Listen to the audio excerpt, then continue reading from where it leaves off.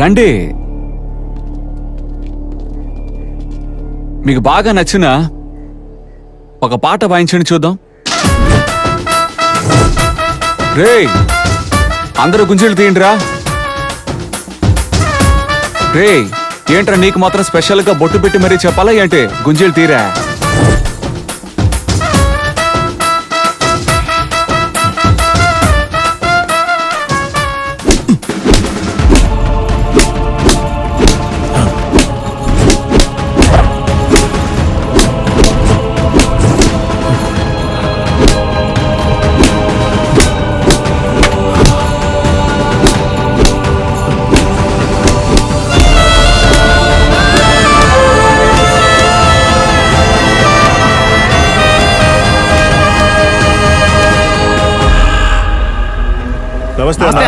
నమస్తే అన్న.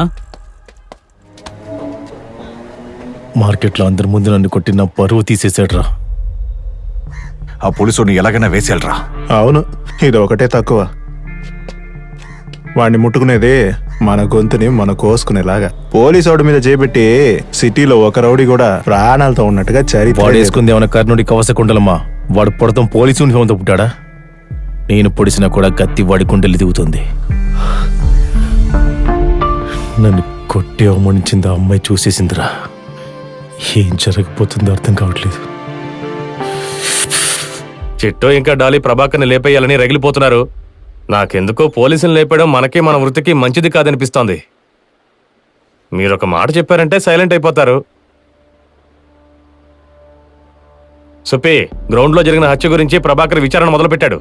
డాలీని చిట్టూని పెద్దాన్ని కాస్త ఓర్పుగా ఉండమంటున్నారు. నేను చెప్పాల్సింది చెప్పాను, ఆ తర్వాత మీ ఇష్టం.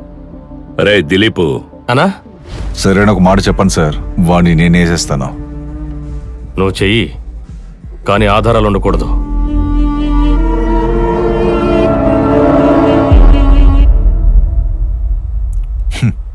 చిట్టు, ఈ మూవీలో వచ్చే క్లైమాక్స్ లాగానే వాడిని చాలా నీచంగా చంపాలరా. ఒక్క మాట కూడా మాట్లాడకుండా సైలెంట్గా ఉన్నాడురా. సోడా బుడ్డి కలద్దాలుడు. ఒకవేళ వాడు ఏం చేస్తే పోలీసులకు ఆ తెలిసిపోతుంది. ముసలినా ఎలా ఏమైనా ప్లాన్ చేస్తాడరా. మనమే చాలా జాగ్రత్తగా ఉండాలి. ఆ ప్రభాకర్ని వేసేసాకే ప్రశాంతంగా ఉంది. బేబీ, బిర్యానీ సూపర్ గా ఉంది. నాకు మా అమ్మ గుర్తుకొస్తుంది. బిర్యానీ బాగోకపోతే ఎవరు చేశాడో వాళ్ళ అమ్మ గుర్తుకొచ్చి ఉంటుంది.